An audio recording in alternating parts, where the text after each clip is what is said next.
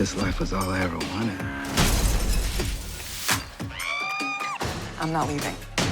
Not yet. I was hoping you'd say that. We gotta hit the streets, make some money.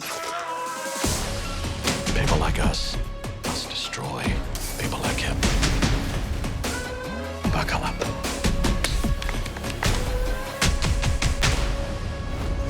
Get Showtime free at Showtime.com. It's the cure for the common quarantine. It's Morton Kombat coming back at you. The Brian Campbell right here. You're looking at a legend, trainer Joe Goossen. And Joe, this Friday on Showtime, 10 p.m. Eastern, going to roll back the rewind machine. Corrales Castillo 1 and 2. And Morning Kombat on YouTube is going to give you the companion piece as Luke Thomas joins me for Classic Kombat. But Joe, we are 15 years removed from the greatest fight of my lifetime, May 7th, 2005. Diego Corrales stopping Jose Luis Castillo in round 10. Of course, you were famously in Corrales' corner. You added so much iconography to that, if you will. And it all started with that shirt, Joe. How are we doing here? Where's the shirt? I need it right now. Love it. Believe me. Hey, listen, I when you were just going down the list of things to do, I was saying to myself, boy, could they leave off Castillo Corrales too? It did happen. We do have to remember that. Almost had a third one. More news at 11 on that one. But, Joe, in the corner of Corrales, you added so much flavor to what we remember and love about this all-action classic. Two warriors from start to finish. The great Tony Weeks stepping in between and stepping back and allowing that fight to happen. I mentioned the shirt for fun because it's so iconic. I'm wearing my finest Turkish linen here, trying to honor you. I know you are a... I see it better now that we have a close-up, yeah. I know you're... I look, it's 15 years removed, Brian, so I'm not wearing the cutoffs anymore, if you can understand what I'm saying. We're going to get into that great shirt, but let's just take a larger view picture on this. Everyone that's touched or seen this fight seems to call it the greatest. How much does this moment and your role in it ultimately define so much of the great career that you've had? How much did that fight define my career? Oh, well, of course, for me personally, there's been a lot of moments for me that are cherished and things that I never thought would have ever occurred in my life, let alone boxing life. But insofar as the fight that I get quizzed on the most and questioned about, it's obviously the Corrales Castillo fight. It's funny, Brian, because I don't watch a lot of my fights that I participate in, hardly ever, because once I've seen them, I know what I saw, and I can pretty much recall mostly everything. It's the one fight when that does come on Showtime, which it will next week. It's the one fight I probably watched over and over and over again, only because if you're skimming through the channels and I see it, I go, oh yeah, it's like, it's just like something you got, it's so compelling that, you're going to watch it. There's such a great formula for what goes into an all-time great fight. It can be action. It can be a mixture of technical brilliance. You need something at stake, and this one had it with two warriors, each coming in with a lightweight title for this unification. Why does this one stand head and shoulders seemingly above its competitors? Certainly the fight of this century and definitely in that conversation all time. Yeah, and those are it's a lofty praise you're giving it, and I think it deserves it. I remember the great Bert Sugar, as we were leaving the arena heading over to the press conference after the fight. Somebody asked him, Bert, is this the he goes, the guy asked him, is this one of the greatest fights you've ever seen? And he said, no. And the guy looked at him, cockeyed. He goes, it's the greatest fight I've ever seen. So it wasn't one of the greatest fights for Bert Sugar, who had seen it all, of course, and Bert being a boxing historian, and he saw all the great fights. But he said it's the greatest fight he ever saw. And that's pretty lofty praise. Now, that being said, It did. It had everything you could ask for in a fight. But, I don't think you needed a referee in that fight. But when you needed a referee, we had the right one. See, that fight was so perfect in a way in terms of the technique both guys brought to the table. The technique, the willingness, the heart, the smarts, the brains. I mean, just everything that could go into a fight was in that fight. And now I've seen a lot. I've seen quite a few fights that I would consider some of the great classics, like Pryor or Arguello. I mean, that's one of my favorite all-time fights to watch. There's so many. I mean, Sanchez and Azuma Nelson. That fight was one of the greatest fights you'll ever. 15-rounder. But this one seems to surpass a lot of those because I think the real tug of war, the knockdowns, the Hollywood ending, the surprise ending, it had everything. It's very dramatic, that fight. The swings of momentum in the drama that you mentioned, you're right. If it was a movie, you wouldn't believe it. You'd think it was, gratuitous in a Rocky sense, although, of course, we all love those films. But for two men to get to that point, and the great Steve Albert on the call with Al Bernstein for Showtime said Diego Corrales said he was going to have to go through hell to win this. And essentially, to paraphrase him, he said, I think he did. What made this matchup and these two meeting at this point in time special that both were so willing to give this fight a chance to get to that lofty praise we talked about? Well, number one, they were both supremely talented. They both had exceptional, what I say, 5-star quality technique. There wasn't anything more that you could have thrown on the table for them to do technique-wise. They used every trick in the book. I mean, when you look at some of the punches that either one of them got hit with during the fight leading up to the big knockdown, it's kind of hard to even imagine how some of those earlier punches did not knock one of them down or out, to tell you the truth. So they absorbed a lot of punishment. And then it wasn't until the 10th round that the dam finally broke and Diego went down. But it just had everything that, subtle stuff. I mean, triple left hooks from Corrales. Castillo with that great body attack that he had. I mean, Diego was in bad shape that night in the hospital, let me tell you. But he wasn't as bad a shape as Castillo was because we won. That kind of lifts your spirits. Definitely. When you're the winner and banged up. When you're the loser and banged up, it hurts more. But, Diego had a lot of blood in his urine that night. It was probably the most I've ever seen following a fight because the body attack from Castillo may be something that's overlooked a little bit. But and Diego said he was the hardest puncher he ever faced. I think, he had close to 50 knockouts or something like that at the time, Castillo. So, just everything, two willing warriors. They were old school mentality. They meant it when they said it. They'd rather die than have somebody stop a fight. You saw Diego, he got very upset even when he fought Mayweather, was dropped like 6-7 times. He did not want that fight to stop. Of course, it was perfectly fine to stop that fight at that point. There was no way he was going to win it. And the same thing in the first Casamayor fight, another Showtime classic where he had a lot more to give despite that vicious cut below his lip. So, it takes two to tango, and they both were willing. The question people always ask themselves, and I can always tie it back to what Al Bernstein said, I think it was at the end of the first round when he basically was like, look, it's early, but we're seeing essentially something great break out here. We like to ask each other, when is the moment in the fight you knew it was going to be an all-time classic? But you had a view that other people didn't. You're in training camp with Diego Corrales. Was there a point in the build to this fight where you said to yourself, as the trainer, this one could be the one? Oh, I knew one thing, Brian, for sure. I knew that this was going to be a knockdown dragout, period.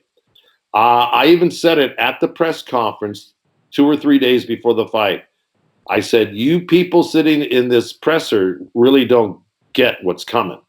I said, what you're going to get is you're going to get a free fight on Showtime that is really a pay-per-view fight. This is going to be a pay-per-view fight that you're going to get for free. I wouldn't miss it. And I did say that. I knew what was coming. In fact, all you had to do was watch Castillo fight anybody else. And then if you knew Diego's tendencies, which were to fight you, he was not the type of guy that's going to back up. He never backed up in his life. So people were thinking we were going to box Castillo. And I said, well, how can I make a guy that's never boxed in his life beat a guy that, comes forward like he does when Mayweather couldn't get away from him in the first fight? He applies so much pressure. So we figured out a game plan. We kind of let everyone think we were going to box. But I said it from the beginning. I said, Diego, what we have to do is we have to submarine this guy and beat him at his own game early. Because if we don't bang him up early, he's going to have a full head of steam going later on in the fight. Okay? So I said, we got to break him down early. And I think the element of surprise here will work against him. Because Diego was really an inside fighter, and a lot of people didn't realize that because so many people ran from him. He never got a chance to really sit in the pocket with anybody like he did with Castillo. With Castillo, he sat in the pocket because Castillo was willing and Diego was willing, but they didn't think we were going to do that. I guarantee Castillo got sparring with tall guys that were moving. I mean, did you guys think there was a chance Castillo could be broken under that plan? We really hadn't seen that at that level. That's right. No, that's exactly what we were thinking. Because, see, again, I knew Diego. I had seen his flashes of his inside game in some of his fights. And it's like really, he was one of the most frightening guys. When I was going to go up against him with Castillo in the first fight, that fight had me really worried. Because I knew what he was capable of if he got next to you. So we developed a plan for that. But the plan that I had for Castillo was to utilize Diego's kind of unknown inside game, to where he was really efficient in the pocket, which we found out that night. And Castillo, if you look at the fight, go back to the corners in the first, second, third round of Castillo's corner, and they're stupefied really there. They didn't really know what to say to him because they didn't expect us to submarine him. Even Al Bernstein said, I don't know if this is the right strategy for Diego very early in the fight. And he was right to question it because nobody thought we were going to submarine the guy and go out there and hit him with, basically turn the tables on him, beat him at his own game. And so I think we caught him off guard enough. The corners were caught off guard. I guarantee they didn't have the sparring to deal with this type of fight, which is why it took Castillo a little bit time to get used to the pace and the delivery of Diego. And by the fifth round, I thought we had the majority of that fight went our way after 5 rounds. And we had hurt Castillo a few times in that fight where we wobbled him and he did the old funky chicken at the end of one of the rounds. And luckily the bell rang for him. So there was a lot of stuff that happened early that played a big part later on in the fight. Look, the back and forth, the momentum changes there. You saw 4 to 5 potential round of the year contenders in there before we even got to that 10th round. But if you guys thought you were able, you and Corrales, to get up on Castillo, get a lead, get inside, take control of the fight, what did you ultimately see Castillo do to pull himself back into position to have the kind of 10th round that he did? When they finally figured out that they were in a different fight than they thought was going to transpire, they started making adjustments. And it was probably not so much as insofar as instruction as just Castillo finally get in the flow of the fight, and then he was playing catch up a little bit, and he had some really good middle rounds. He started going to the body better. He started going to the left uppercut better. No, the right uppercut. He was catching Diego with the right uppercut in the pocket in mid rounds. So that was working for him. listen, but every time Castillo would do something worthy, Diego would answer back, and then vice versa. And that was the beauty of it. It was like you go, okay, there it is. Diego just took the lead, then Castillo would fire back, and it was just a ping pong game for so long. It was, it was like a never ending tug of war, basically. And it was really, and by the 9th, 10th round of that fight, I was feeling good, although I knew that Castillo was a danger in every round. He took such a great punch, and he was so heavy-handed. I think Diego had a good 9th round, and by the time we got there, and he had, if you look at it, I've looked at that fight, he had a really good 9th round. And I think he came out a little lackadaisical in the 10th round. He kind of sauntered out to Castillo. And I told Diego in training, I said he's got 2 great tricks. And one of them, Castillo tried early on in the 1st and 2nd round. He'd slip your jab and then try to come back with a right hand. That's an old trick, but it works for him. But Diego was so tall it was falling. The other one is he'll set you up for a left hook by jabbing you to the body, and then feigning that last jab, and then coming over and hooking, hoping that you'll bite on it. With a parry, you'll reach down to block the jab, and then you got the opening there for the left hook. And look, Diego kept his hand. He never bit on that throughout the whole fight. He would block it with his elbow. I said, you're gonna have to take the jab to the belly, because he'll eventually try to loop one over. So basically, the 10th round, that's what happened. Diego kind of sauntered out there, feeling very confident. Castillo put that feint jab on him, and boom, just threw that quick short hook.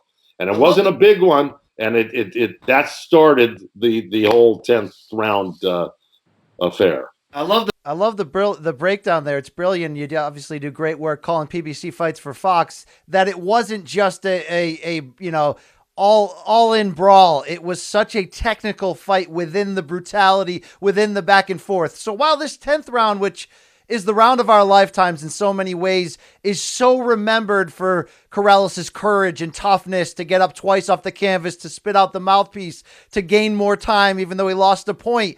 It also showcased the real dynamics of the relationship between trainer and fighter, with how you dealt with Diego after he spit out those mouthpieces, when you had those little moments. Look, I hope one day on your gravestone or your obituary, it'll say Joe Goossen, legendary trainer and broadcaster, quote, "You better get inside on him," because it's such a great line. What was it about your relationship at that point with Diego, where you're able in that moment to throw him that hard jab, in terms to try to wake him up and get him going? Well, Diego trusted me. That's the big key. Your fighters have to trust you. Now you got to remember, when Diego came to me, we had beaten Diego Casamayor in October of '93. And, it was a big victory for us. So when the whole thing came about that Diego and Casamayor were going to have the rematch, certain things happened, and Casamayor was out of my gym, and Diego had gotten rid of his trainer, and they were going to have a rematch, the immediate rematch. And I was out Casamayor now. For some reason, he was, we parted ways, which is too lengthy to get into. But whatever the case, I ended up, one of my assistants called Corrales and said, "Hey, Joe Goossen's free to train you. I know you fired your trainer, and he's not with Casamayor for the rematch." And Diego goes, "Screw you," and hung up on him. He thought it was a psychological game we were playing. And so my buddy called back again, Elon Hyam. He was my assistant at the time. And Elon goes, no, Diego. And he hung up a few expletives and hung up on my guy again. Finally, my guy Elon was persistent. He called up Corrales a third time. He said, listen, just hear me out. Goossen's not training Casamayor anymore. And, if you'd like him to train you, then he said, all right, okay, call James Prince. And then that's what happened. So that was kind of the evolution of that, So James Prince and I talked, and they said, sure, we'd love to have you for the rematch, Now, the point I'm getting to is the trust thing. When Diego first flew out to Los Angeles to train against Casamayor, the guy that I trained to beat him just a few months earlier, I mean, Diego was not, once you got to know him, he was a great guy, but he was a very intimidating dude. And when he walked into my gym, he looked at me like he wanted to not, he was, I mean, it wasn't like, hey, Joe Goossen. No, he walked in like looking at me like, like I got something to say to you. But I kind of, I kind of smoothed out the situation real quick and told him why I thought the reason why we won that fight is we trained so hard. You had me so scared of your abilities that I pulled every game plan trick in the book I could against you. I said, but I'm going to show you what we did and what you didn't do that I was expecting you to do. And if you do what I expect you to do, we can win this next fight. And that kind of broke the ice. And from then on, we had a great run. We went and beat in early 94, about 5 months after that fight, we beat Casamayor to take the 30-pound title back. So he liked that, and we won it under my game plan that he followed to a T. And then we fought Freitas was the next. We moved up to 135 in 94 for our second fight. I think that was around August of 94. And 04, Joe. Of 04, I'm sorry, 94. Of 04. And and then we stopped Freitas in 10. And I told him we were going to stop him in 10. I mean, everything I kind of laid out happened. So the trust factor just went through the roof after that Freitas fight, on top of the Casamayor win. So now we've won 2 different titles at 2 different weight divisions, 03, 04. And then we roll into the 05 fight with the May fight with Castillo. And so he really trusted me at that point. And that's a big factor. And then when we developed that game plan, he stuck with it. We implemented it. We executed it. And the rest is history. But when you tell him after the first knockdown in round 10, get inside on him, it's with the tone of almost a disappointed father. Like, I told you to take the trash out last night. I love it because was that a sort of repetitive instruction you gave him during camp that the success would only come by getting inside? Absolutely. See, because Diego, is a better fighter than anyone thought on the inside, number one. Number two, more distance with Castillo. Even though we may have been the longer guy, Castillo had more of the tricks. He was a little bit cuter, as they say. And he was really good if you gave him a little bit of room. He was good either way, in close or a little room. I thought we would be better off on the inside because nobody really knew the skills Diego had on the inside. If you look at Diego, he was doing triple hooks. Then he'd go back to he was working 5, 6, 7 punch combinations, which is almost unheard of. It's really hard to get somebody to throw more than 3 punches, even when they're good and fast. So, I just figured that our safest place where Diego, if he kept his hands up real good, we kept a nice tight package for the most part. It took Castillo really going up the middle to finally get to Diego or around. But, man, Diego kept his hands up really solid. If anything, Castillo kept that left hand low on the inside, and Diego kept hitting him with that chopper right hand because the left hand was low. We kept our hands up really good in that fight. And it's a lot easier when you're body to body with somebody. You can feel what's coming. Sometimes you get that distance, they can do that and trick you, see? And that was my worry and that's eventually what got us. The distance and the fake jab with the quick hook over the top. So what my fear was eventually was what came to snake bite us in the 10th round. But for the rest of the fight, we pretty much were safe because of how we addressed what we had to do on the inside with a lot of drills, a lot of defensive drills. It just didn't happen that he kept his hands up. We worked on that on drills, and we had a long, extensive camp. We had tremendous sparring. I brought in A-plus sparring for it. We were doing 15, 17 rounds of sparring with 3-4 different guys at the peak time. So we were, really, really prepared. It was probably one of my top 3 training camps in my whole career in terms of how it went to plan. Usually there's a few wrenches get thrown in the gears, but not on this one. All right, Joe, it's already the fight of the year, essentially entering that 10th round. We laid out Corrales gets up twice. You tell him he better effing get inside. He does that, and it creates one of the greatest oh shit moments really in boxing history when you realize that the tide has turned. And there were so many legends in Vegas that weekend, I believe for a boxing writers dinner. So you see Julio Cesar Chavez Sr. and Jr. jumping up in the front row.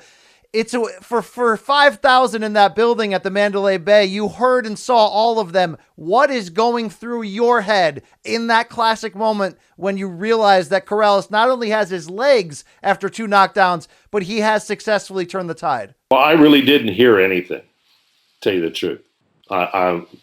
It's like, fighters will tell me in a crowd of 15, 20,000 people, they go, I only heard your voice, Joe. See, because it's something that over the course of time in the gym, when it doesn't matter how loud the gym is, they're going to hear you. And remember something, when I'm in the corner, I'm only 10 feet away, 15 feet away at any time. And anything I can say is going to cut through the crowd noise right to them. It's a weird dynamic, but that's really what happens.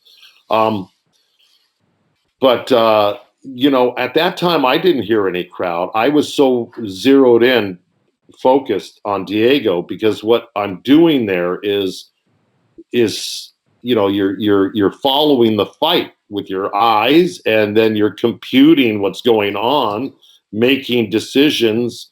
If this or that happens, what your next move might be. So when I saw Diego go down in the 10th round, I watched him go down, and he went down ugly, but he got up strong.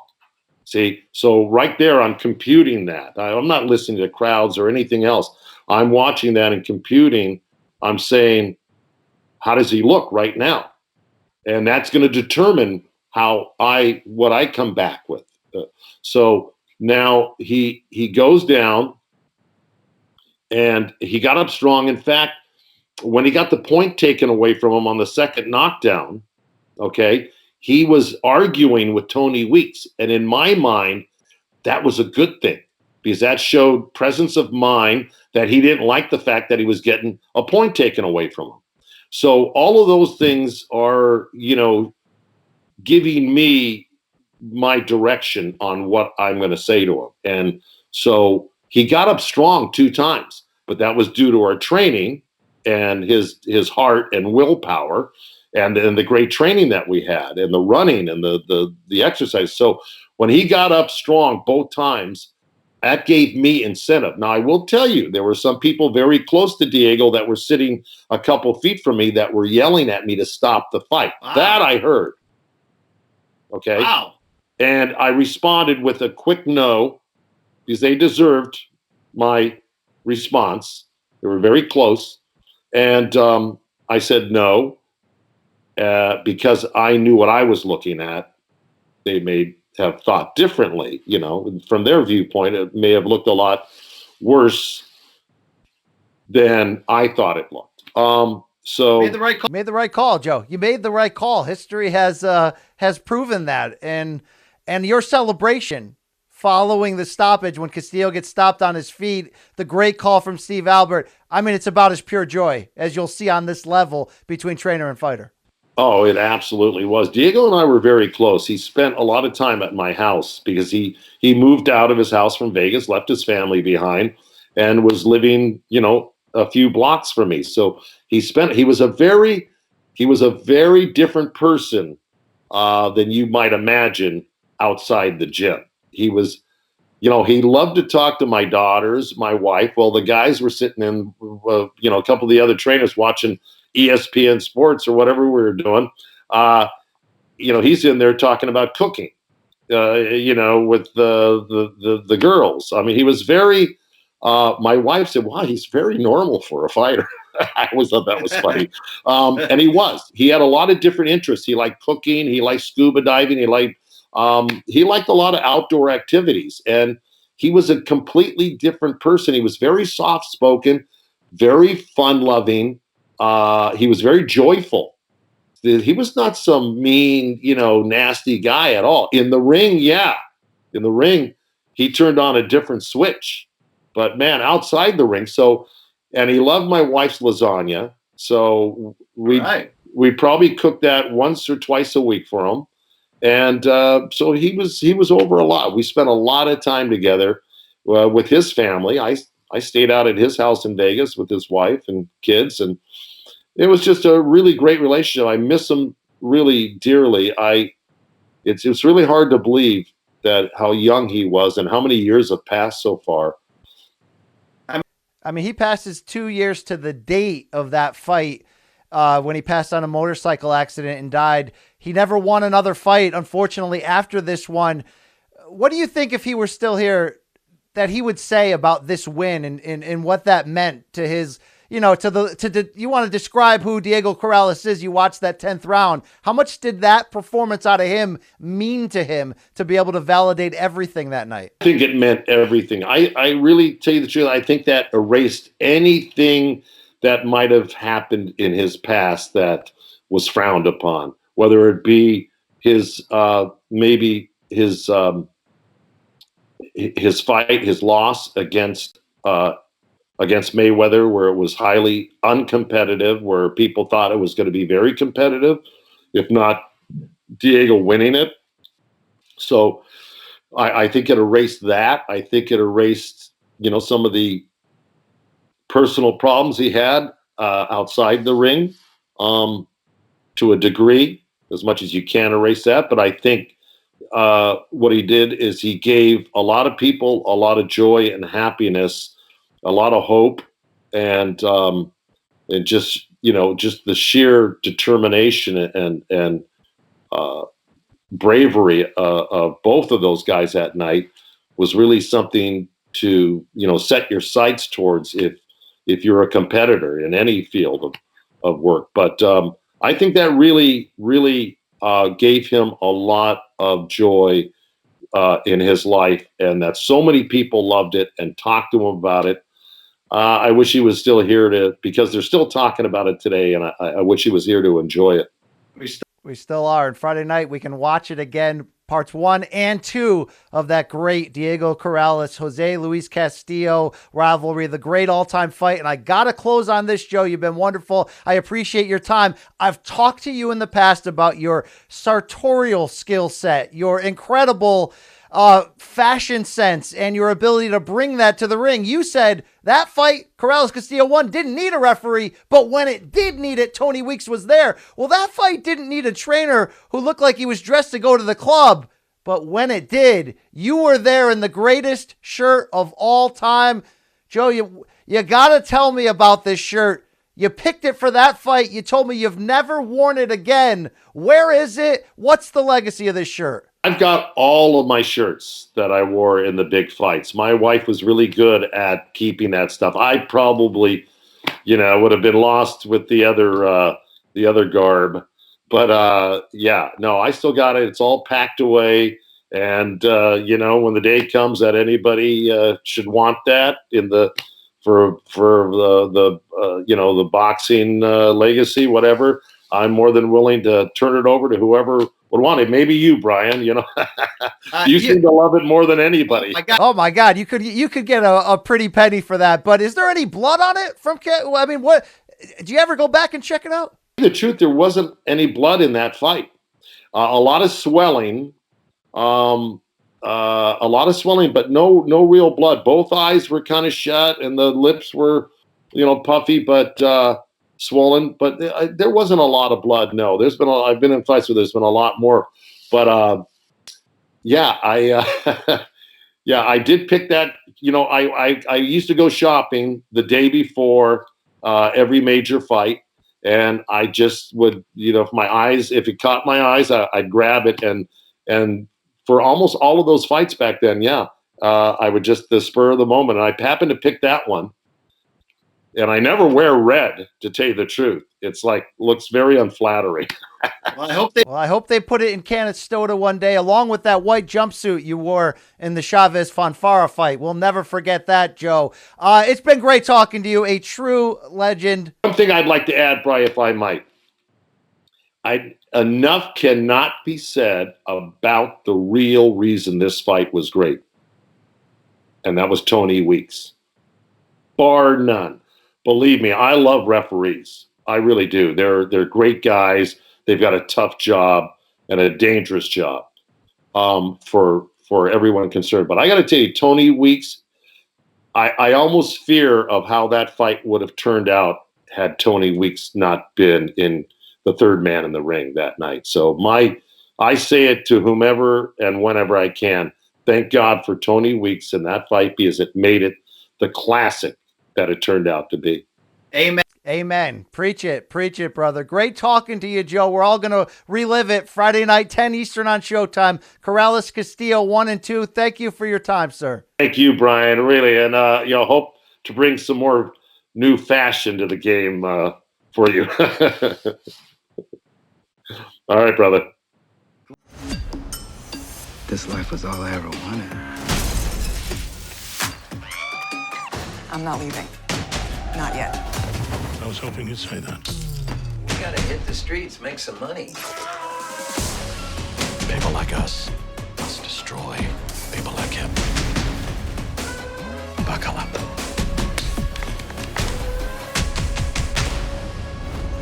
Get Showtime free at Showtime.com.